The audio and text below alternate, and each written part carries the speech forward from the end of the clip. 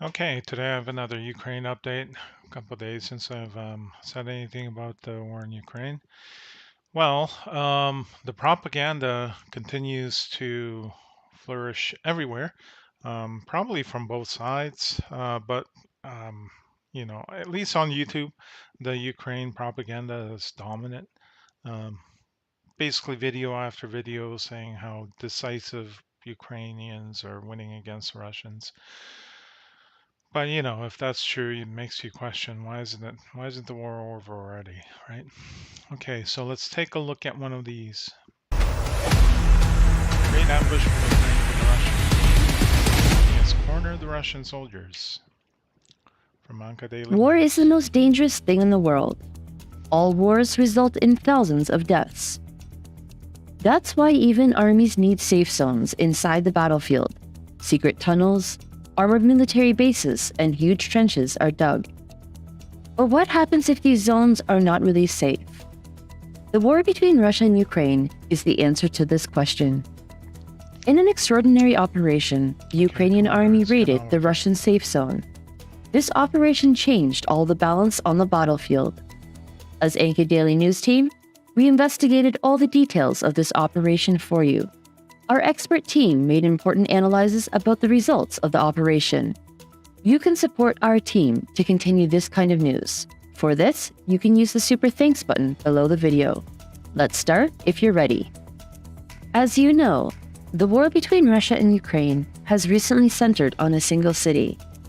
Bakhmut, which is actually quite a small town, is critical to the outcome of this war. As the war has been going on for months now, both armies have decided to try many new strategies. So what's been going on is Ukraine has been pouring troops into the Bakhmut area.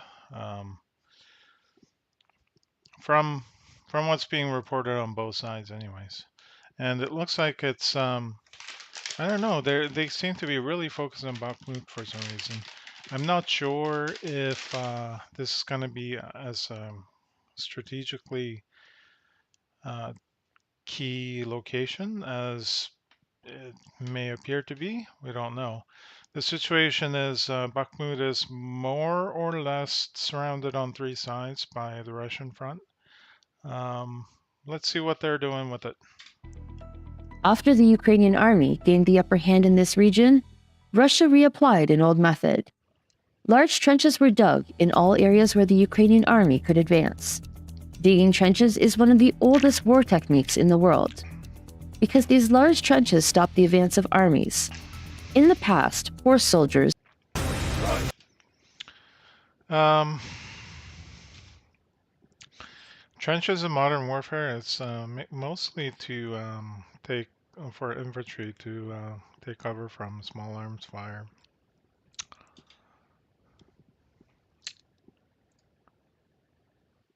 Let's see. tanks could not cross these trenches.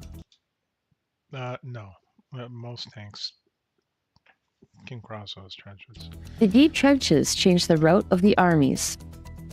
Another feature of these trenches is that they create a safe place. These trenches, which are The claim that a tank can't cross that trench is ridiculous. deep pits, are built as long interconnected roads. Soldiers who enter these trenches can advance safely inside the trenches. The trench No, they can't advance from a trench. A trench is a defensive line. It doesn't give you any ability to advance. trenches also provide a position for the soldiers in case of an attack. Soldiers inside the trench are very lucky to be protected from bullets. One of the most important features of trenches is that they are hidden. This means that an army can never know how many soldiers are in the trench in front of them. This disrupts the battle plans of the armies. The Russian army wanted to stop the Ukrainian army using this old method. Because the Ukrainian army was making significant progress on many fronts in Bakhmut, Russia did not want to suffer a major defeat in this city. Because the Russian media has been claiming for a long time that this city has been captured. If the Ukrainian army wins the battle in this city, everything could get out of control in Russia. Putin wants this city to be captured for sure. That's why the trenches were so important for the desperate Russian soldiers. However, the modern systems of the Ukrainian army thwarted Russia's plans.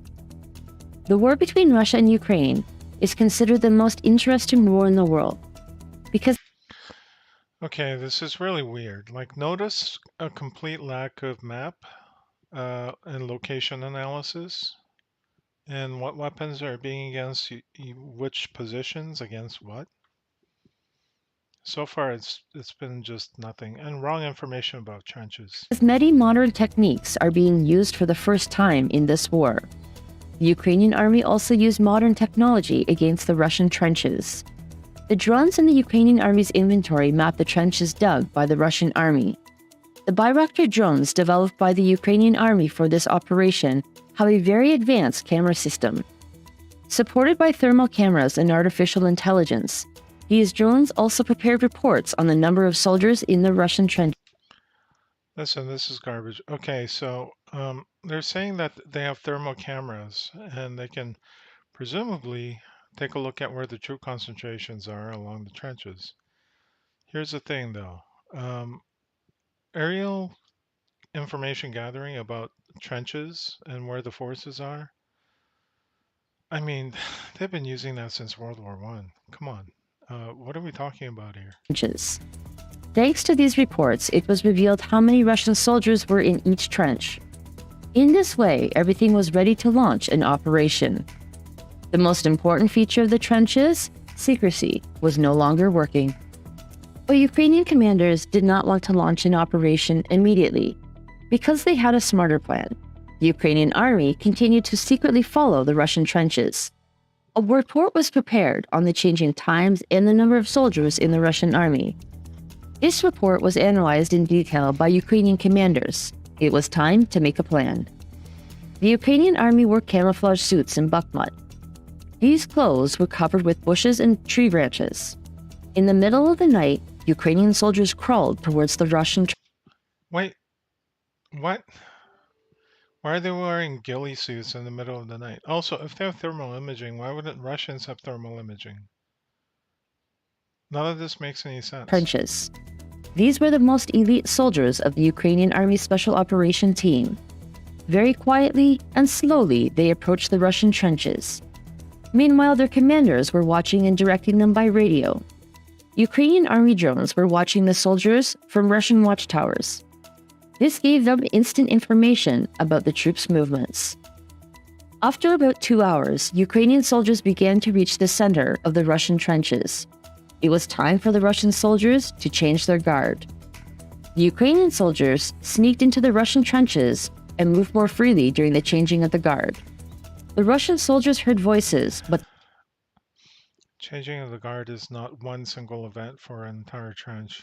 I mean, I guess Russia could have done that, but highly, highly unlikely.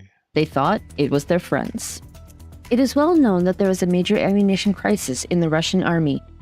As the Ukrainian army has been conducting operations against Russian ammunition depots, the Russian army's ammunition stock has been severely reduced.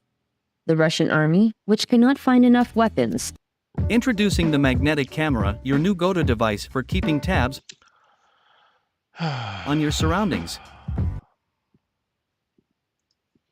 especially in Bakhmut, is experiencing great difficulty. Russian soldiers leave their weapons to the new Video, videos used for display purposes. soldiers when they hand over their guards. In this way, they try to fight with fewer weapons. The Russian soldiers in this trench had begun to lay down their weapons for the changing of the guard. When they heard the sound Why would they lay down their weapon for what? If they're doing like none of this of makes sense. footsteps approaching them, they rejoiced that their watch was over. Okay, so what they want you to believe is that Russians do this thing where it's called the changing of the guard, and the entire everybody in the trench clears out, puts their weapons down, clears out, and then a replacement shows up and what picks up their weapons and resumes guard. What is this? Like none of this make and supposedly these Ukrainian special forces are sneaking in ghillie suits in the middle of the night at the time of changing of the guard. That's been analyzed by flying thermal camera drones, and they're stealing their weapons and stealing their critical ammunition and fighting them with it. This is like, this is worse than a bad comic book. But when the footsteps got closer, they were in for a nasty surprise. Because it was not their friends coming towards them. The Ukrainian army had infiltrated the Russian tramps with guns in their hands. The Russian soldiers were shocked to see this. But all the soldiers had laid down their weapons. 40 Ukrainian soldiers captured 30 Russian soldiers in this area. But they had to act very quickly. Okay, this is, I can't finish this. This is nonsense. All right, let's take a look at a news article about Ukrainian fighter jets that have been, it says Russia threatens Ukraine fighter jets after Slovakia joins Poland in pledging warplanes. Pledging. It reminds me of Amber Heard's mix up between pledging and donating. Let's take a look. A 21st century assignment for fighter jets designed in the 70s and pressed into service by the Soviet Air Force in the 80s. Tieto MIGy poskytujeme Ukrajine na to, These MiGs we are giving to Ukraine so they can protect Okay, what? tieto MIGy poskytujeme Ukrajine na to, jets designed in the 70s and pressed into service by the Soviet Air Force in the 80s. tieto MIGy poskytujeme Ukrajine na to, These MiGs we are giving to Ukraine so they can protect Oh my God. So they're donating MiGs that were designed in the 70s and came into service during the 80s. their civilians from the amount of bombs that have been hitting their homes So they're just getting rid of old junky hardware. Like, is that what you're telling me? and shelters where civilians are dying. Slovakia's government approved the transfer of 13 MiG-29s to Ukraine. The jets Okay, when is the transfer of 13 Slovakian fighters happening? had been grounded because of a lack of spare parts and technicians to They don't even work. So they've been grounded planes because they didn't have the parts to repair them, but they're donating them. service them. Poland this week also finalized plans to send 4 jets. Oh, four from, okay, so 13 plus 4. What's that? You see? It was just last month when Ukraine's defense minister waved a pocket square with a jet on it, teasing what he wanted from his NATO allies. But Russia also has friends. China's Xi Jinping will spend 3 days in Moscow next week. Listen, what difference does 13 plus 4 planes make? Uh, Planes that have been, what, came into service in the 80s have been grounded because lack of parts to repair them? The West has expressed fears China would arm Russia and recently urged Xi against such actions.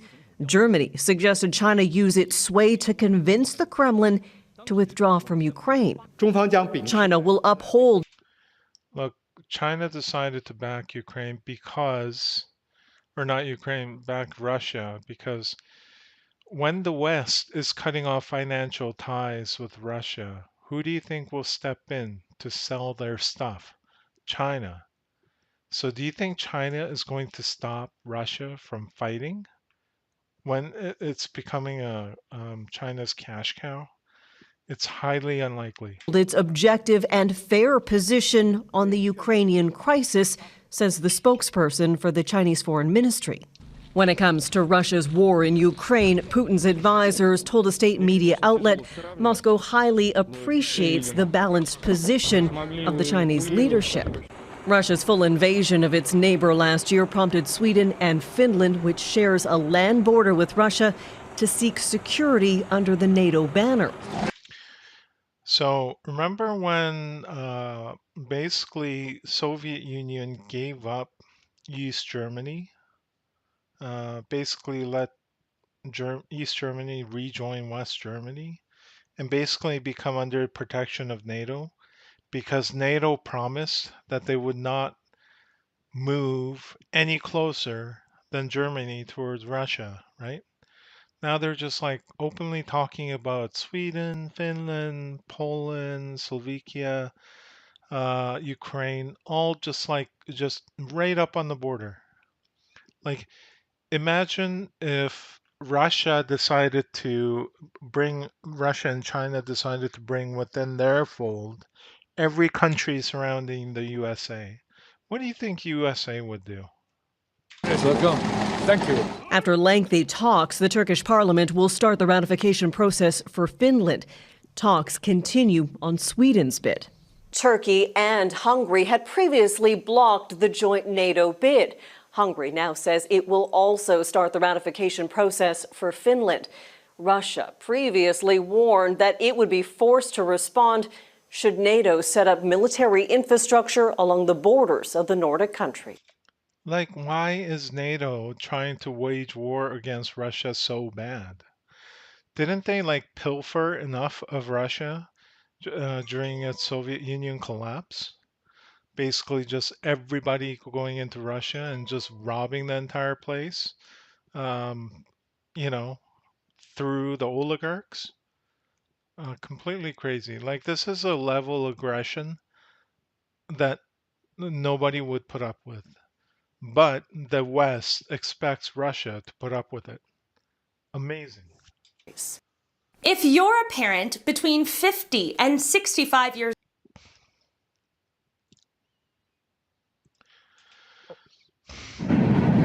Okay. Now that we got some nonsense out of the way, let's take a look at what's actually going on in Ukraine. First of all, I have Jimmy Dore talking about Ukraine soldiers kidnapping new recruits. She's our favorite member of the European Parliament, right? And she's a real fighter. She's Irish, right? She's Ireland. Right, here we go. So she had something to say. Listening to the cheerleading in here, safe and secure, thousands of miles away from the front lines, I think it would be a useful exercise for us to remind ourselves about what ordinary Ukrainians are experiencing. Isn't it so typical for politicians to be just fanning the fans of flame on war, while they're completely safe from it? The Economist reports of forced recruitment across the country. Draftees with no experience or training are being sent to the front in what a UK minister calls First World War levels of attrition. Casualty figures are secret, but we know they're estimates of about 120,000. Battalion commanders tell the Washington Post of recruits fleeing positions en masse. Politico reports a crackdown on deserters. These are human beings, and there is a shameful lack of empathy for ordinary people in the war rhetoric in here. The debate is about keeping the weapons flowing to keep the war going. So, yeah, most of the pressure, the war wouldn't have happened if it wasn't for the immense NATO pressure from every other country. Basically, just pushing Ukraine to fight, and they're promising equipment and supplies to do it with, but the actual fighting is mainly done by the Ukrainians, right? It's pretty desperate, and they're pushing this for their own gain. Ukraine is burning through a generation of men, sons, husbands, brothers who can never be replaced. This cannot go on indefinitely. And ye sickening war generals who sit in here and will these men to our deaths, you make me sick. We need peace. We need dialogue, however unpleasant that may be. Man, Ireland has they've had some pretty based people speaking in the international forum.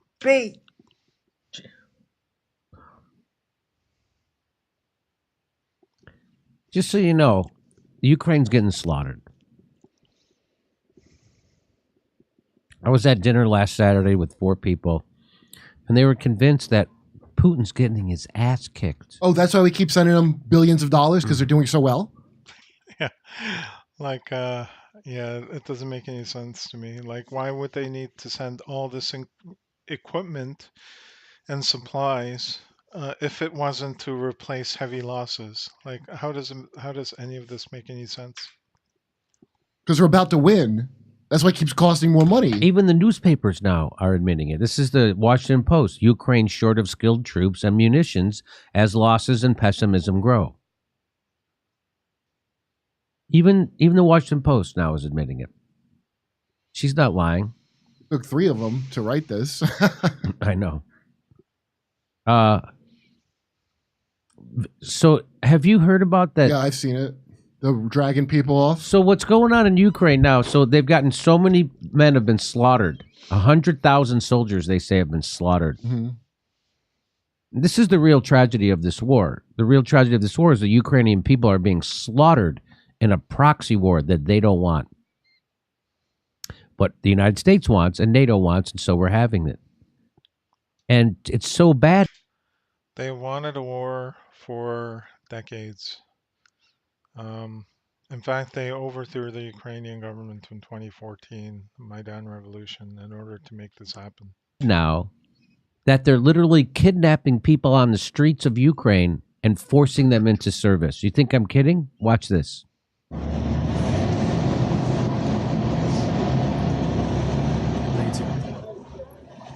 The guy's probably, who knows? Does the guy have kids? Does the guy, he just doesn't want to go to war. Can you believe this? Люди, які залучені до цієї роботи, насправді такі самі мобілізовані і кілька місяців тому або кілька These people are assigned these duties when they are conscripted a few months or days ago. They have not received sufficient training for the specific nature of this work. The commander has strongly condemned the way it was organized. The commanders of the local and regional recruitment centers have faced disciplinary measures. Right. It's a local issue. Yeah, I don't think so. I don't think they have. So she's just trying to explain it away, and here it is happening again. I saw a different one, but I've seen a lot of these. That's happening.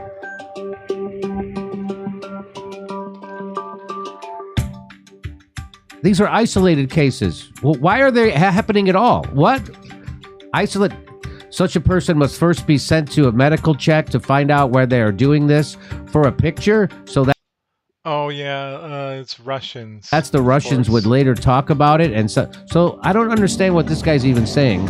He's trying to say propaganda. He's trying to say this is propaganda, but you're not denying this is happening. It's happening. This reminds we have me video of it. That's how often it's happening. Go ahead. Well, my friend Adam, you came on the show. But hey, a Ukrainian lawyer disputes that this is happening. Show with my friend Adam. I'm talking on the phone. Because I love bringing up the Nazi thing, because people know that that's a thing, but they got to find a way it's okay that it's like, well, now they say we have Nazis in America. Well, if China invaded, right? He said this to me: if China invaded the United States, wouldn't and Nazis fought to defend America? Wouldn't you team up with No, I wouldn't. No. Wouldn't you let Nazis drag your kids out of the house to fight the Chinese?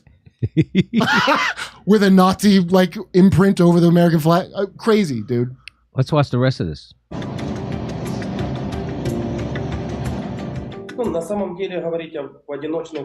So they just keep trying to say these are isolated cases. These are isolated cases.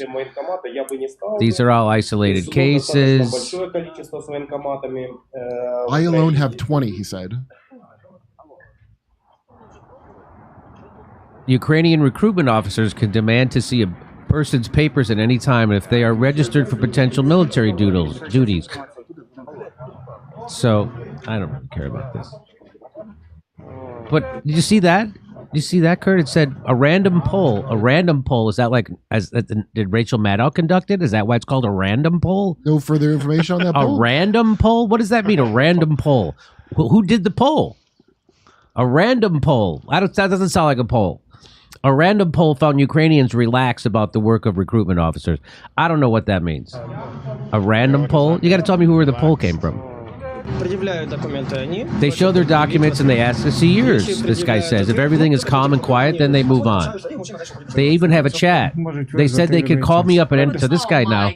Look You're going to send this guy?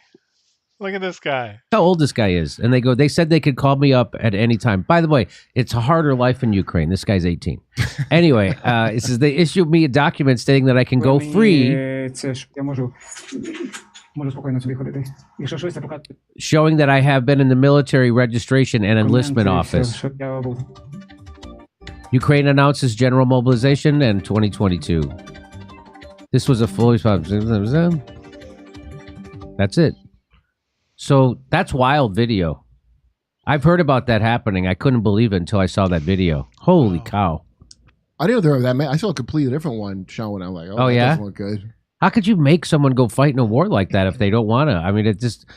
Well, I mean, it's how the Soviets helped push back the Nazis, throw and shoot you if you don't go out and... like, they're just cannon fodder. We just need more bodies to throw at this. Yeah. What do you think? They fight in a different way than Russia fought? It's all the same. It's all the same method. Well, wait till you see what the former Australian Prime Minister says. Go to jimmydore.com to see... All right. And let's see what's happening on the front. So this is from Defense Politics Asia. Good source as he fact checks his information as they come in. So it looks like, anyway, let's focus on this area. I'm not sure how to pronounce that. Avdiivka? Anyway. Asia and breaking news over at the Avdiivka front. So Avdiivka front is right in the middle of the Donetsk Oblast, and the entire the Ukrainian defense line have collapsed. And it's not just collapsed in one area, it's collapsing on two different areas. At Krasnohorivka, as we have mentioned previously, the Russian forces have captured Krasnohorivka, and they have been progressing west side. And it seems that the Ukrainian lines have entirely been broken because the Russian forces have now been proceeding into the region of Berdaichi, and they have apparently is now within Stepove. And this is coming at... Just look at how badly encircled that city is, Avdiivka. The same time, where in the south, the Russian forces have moved on to the region they have arrived into the city itself. So basically, while Ukrainians are focusing all their troops in I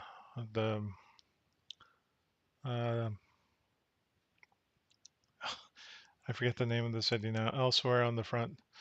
So Russians are just taking advantage of that. And because, I mean, obviously they have enough troops to man the entire front. Ukrainians don't.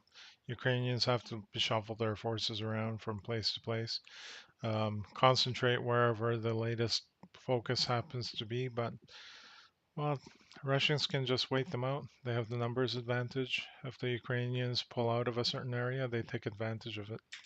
They have actually entered into the city itself. Based on the information coming from Military Chronicles, a pro-Russian source, that they say that a strong battle is going on in the area of the village of Kimik. And Kimik, according to the information from Surya Maps, is actually the district within Avdiivka itself. And I have fact-checked this because I searched. The stadium here is actually called Kimik Stadium. And this information first coming from Surya Maps. Ukraine Defense Ministry simply mentioned battle in the area of Avdiivka, but Surya Maps actually reported that in the south of Avdiivka city, the Russian forces and the Donetsk People's Republic militia has been advancing north of Opitne, and they have taken over a series of trenches and reached the last line before Kimik district. And this information is referring to the situation over on the 19th.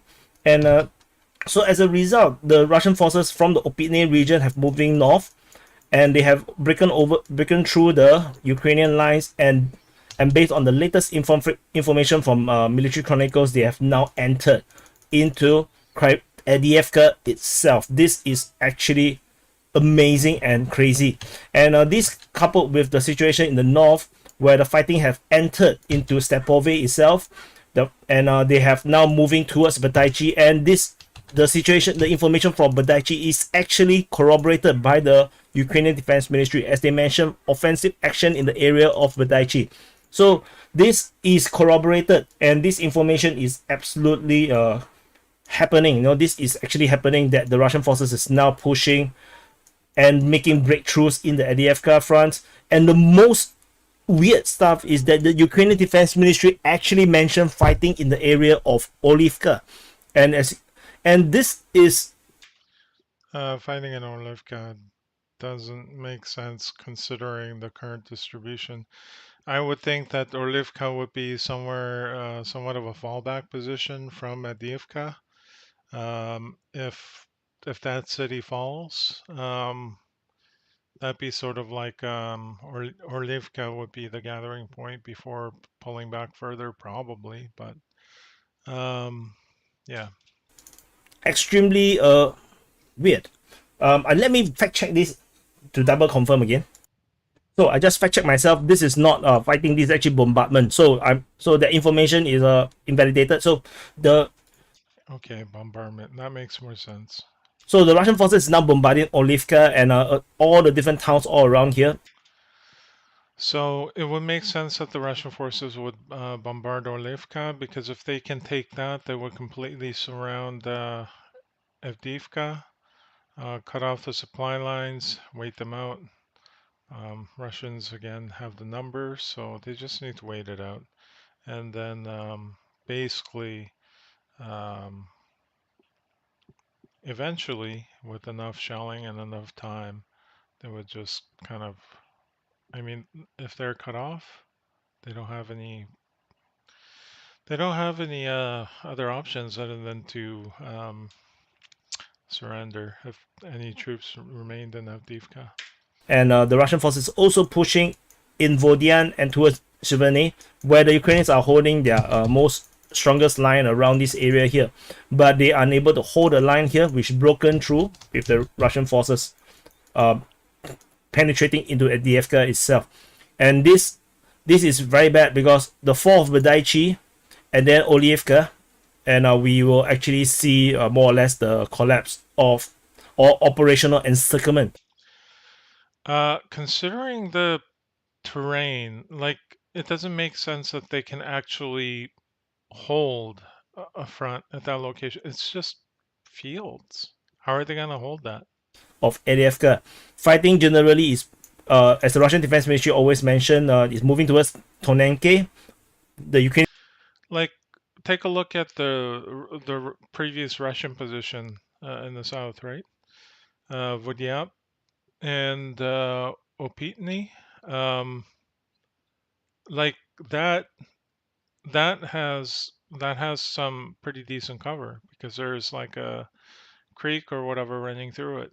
But if you're just out in the middle of the field in the open, Defense Ministry like to say Giverny, and as you can see, it's not really that far away. The front line basically now is a mere 8 kilometers apart, and with the forces already fighting in this area, we are likely to see the Russian forces spraying out to encircle the city around. it would make sense that Ukrainians would fall back to Tonenke. I can't pronounce these names, man.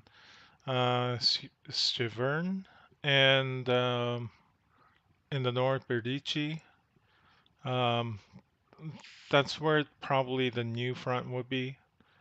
But of course, it looks like the Russians are sort of bombarding other positions as well in preparation for an encirclement. Around the farmland region, hitting into the rear. So the situation now is looking really bad. And in the northeastern part, fighting is reported at the Kayamka, and in the area between Kayamka and Krasnohorivka, as well as the south of Krasnohorivka, heading towards the hill to go towards the coke plant. So anyway, this is the breaking news coming from Adiyevka front, and the Ukrainian forces front lines, especially in the north of Adiyevka, is now cracking, as well as in the southwestern part of Adiyevka. Anyway, thank you for watching, and I'll see you. All right. Okay, so I mean, that's what's actually happening. Event. Get a $100 gift card when you Let's take a spend look at, $500 or more. Putin's visit to Ukraine. It's time to celebrate. This is the closest Vladimir Putin has come to the front lines of his war. State television showing him driving the streets. This is ahead of Xi Jinping's visit. Xi Jinping is supporting Russia in this conflict financially, not militarily, but basically by being a trade partner, because the West has largely cut off its ties with its business ties with Russia. Of Mariupol by night, then touring a newly rebuilt residential area. Mariupol was leveled by violence in the first months of Russia's invasion. In the siege, Russia was accused of bombing a maternity ward and a theater housing Ukrainian civilians, including women and children. Yeah, I remember that. And I also remember it was because the Ukrainian troops were basically using those places to fight with. The visit to Russian-occupied Ukraine comes just after the International Criminal Court issued an arrest warrant for Putin for alleged war crimes. By the way, the whole war crime thing, if they extended the same standards to everyone, like every single U.S. president would be declared a war criminal. I mean, think about all the conflicts like Iraq, Afghanistan, all the foreign invasions that they did with false pretenses or without having the right to do so, like Iraq, Afghanistan, Libya. Geez, they're everywhere. So this is Putin trying to stand strong, and doing so, I would say, in a kind of macabre fashion. Experts say the visit is an act of defiance. I think it has to be read absolutely as a direct response, a kind of thumbing of the nose to international law and the international community. As Russian soldiers struggle to make ground in eastern... That doesn't make... Why is his visit a thumbing to the international community? Wouldn't you think that if there was any kind of thumbing to the international community, it would have been the actual invasion itself? Also, wasn't it the international community that's been sort of putting the pressure on Russia the whole time? Like, I don't know why nobody remembers the fact that NATO countries promised Russia, Soviet Union, that they wouldn't, well, at the dissolution of the Soviet Union, that they would not advance past Germany with their NATO influence. Yet here they are, NATO, and NATO supporting Ukrainian war efforts. Having a presence in Poland, other countries along the border, trying to get Finland and Sweden into NATO.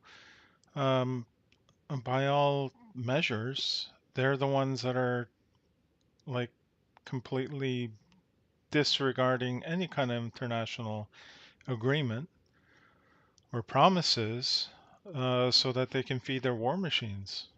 It's completely nuts. In Ukraine, Moscow is preparing for a crucial meeting. Chinese President Xi Jinping will make his first visit to Russia since before the war. The West is concerned about China's willingness to supply arms to Russia. I think if they do move toward a more lethal aid, provision of lethal aid, it would be a dramatic turning point for this conflict. Ukraine on the front lines is calling for more support from the West. It really helps on the battlefield because they have way more infantry than us. Many things depends on the Western support. Support is coming from Canada, including another batch of Leopard 2 tanks headed for Ukraine. Canada's done quite a bit, and it all just is part of a larger package of Western assistance. Canada's done quite a bit because Chrystia Freeland has a very strong sort of Ukrainian nationalist ties. I mean, you look at her family history, and it's like has deep roots in the journalist, like sort of media professions, and not just Freeland herself, but um, her her her family, like her grandfather, dating all the way back to sort of propaganda media for Nazi Germany. So, I mean, um, it's no accident that Freeland was seen holding up the scarf of the red and black scarf of blood and soil, a common symbolism among the ultranationalists like Banderites in Ukraine. Um, the likes of Azov Battalion and the rest of the ultranationals who still to this day celebrate Stefan Bandera of the OUN, of the ultranationalists, who back in the day uh, was kind of key in the genocide of Polish population in the like west of Ukraine, and also instrumental in the Babi Yar Jewish massacres and stuff like that, right? So, And this all comes together, culminates, if you will, in the spring offensive. An expected surge in fighting that could make visits like these a lot more difficult. Farah Morali, CBC News, Toronto. there's no spring offensive coming from Ukraine that's going to stop Russia. It's kind of impossible. But anyway, so just a quick update. Not too much stuff, but just nonsense drivel sort of propaganda coming out about how Ukraine is winning. But at the same time, they're kidnapping people off the street because they can't replenish enough forces to continue the fight. International community is doing everything to egg the war on, except I mean, they're pumping much money into it as they can, but also aside from money, just kind of donating their decrepit military equipment for additional sort of, I don't know, propaganda opportunity, virtue signaling, whatever you might call it. I mean, these are jets that were designed in the 70s and put into the forces and put into use during the 80s.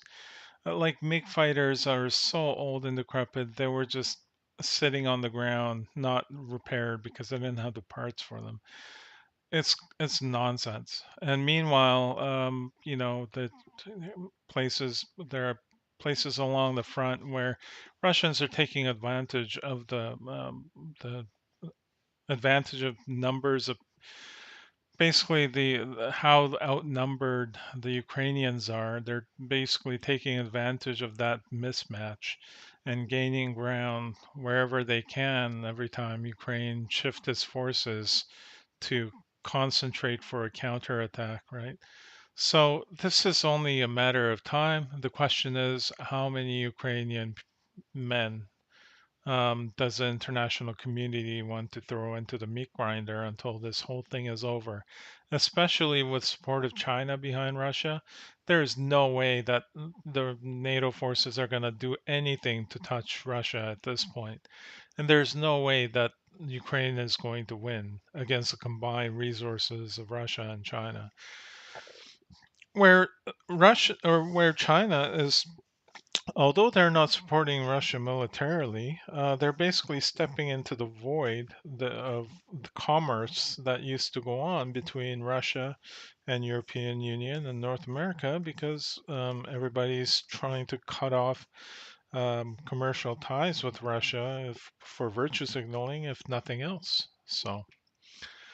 Anyway, that's the latest update on Ukraine. I'm sure there's more coming soon because I think they can't keep this up for long. The Ukrainian army is barely hanging on.